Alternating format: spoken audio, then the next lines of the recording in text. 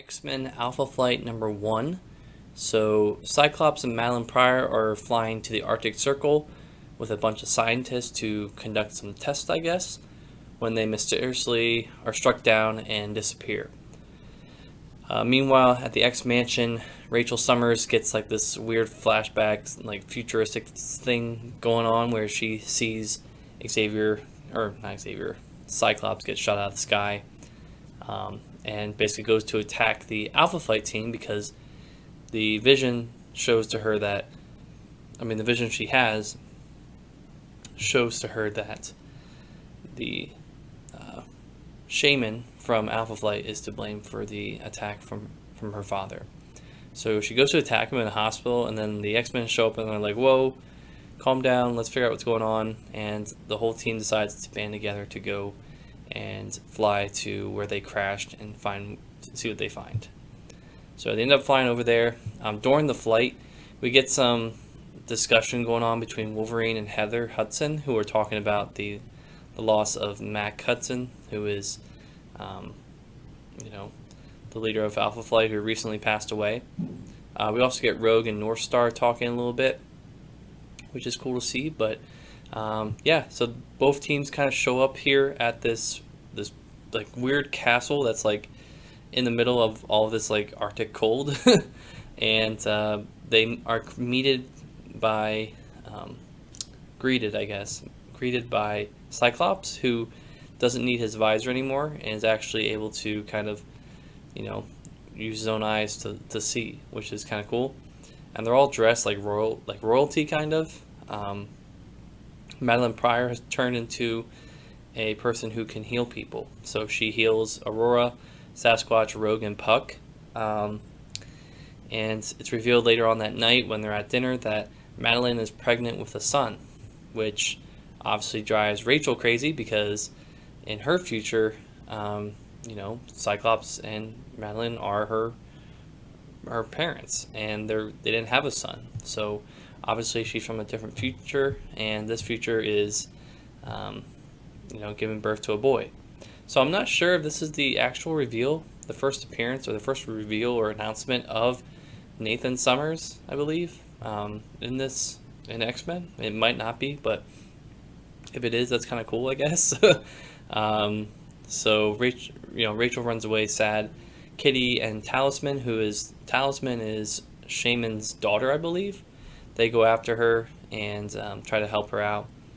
And also during the night here, some weird stuff goes on. We get Shaman losing control of his medicine pouch, and all this is kind of linked to the castle. So there's some weird stuff going on here, and turns out Shaman is also dying. So Snowbird, who's also has powers from magic, she's also very ill.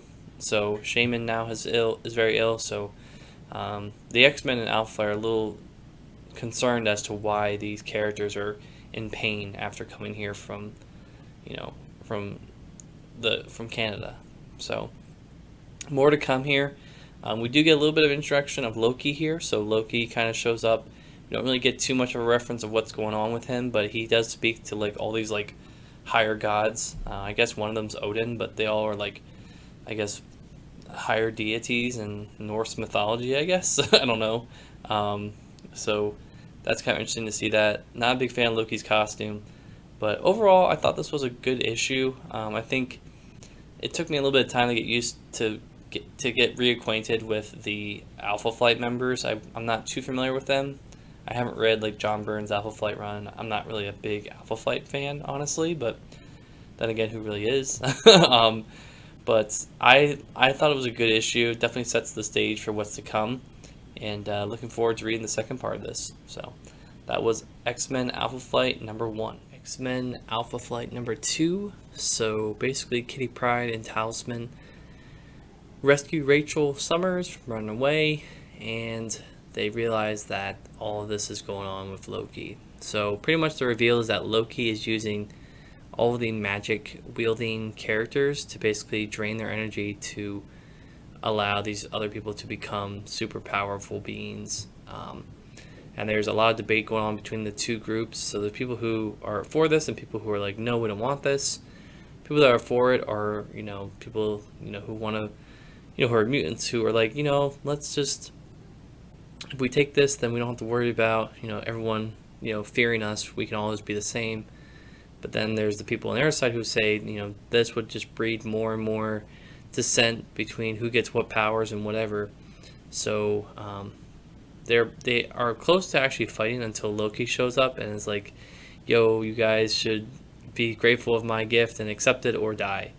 And that's when the elder gods show up and are like, Loki, that's screwed up. That's not part of your plan with us, your agreement with us. The agreement is that they would willfully accept the gift without you forcing them to. So that's kind of screwed up. But yeah, we also, it's just a lot of good stuff going on here. So basically we see the two groups face off against Loki. Yeah, pretty much the end of this issue ends with that kind of going away. Loki kind of, returning everyone to their normal status quo, and the group leaving just in time. Rachel is still kind of like behind and is sad, and Cyclops of all people is the one who goes and retrieves her. And they kind of form some type of bond with each other as they're walking away. So this is a pretty good conclusion to the story. I feel like I know I kind of breezed over it, but without boring you guys with all the details and just reading it for yourself. I thought this 2-part limited series was interesting. Definitely is not my favorite crossover, I feel like, with the X-Men, but I enjoyed it. I thought it was easy to follow.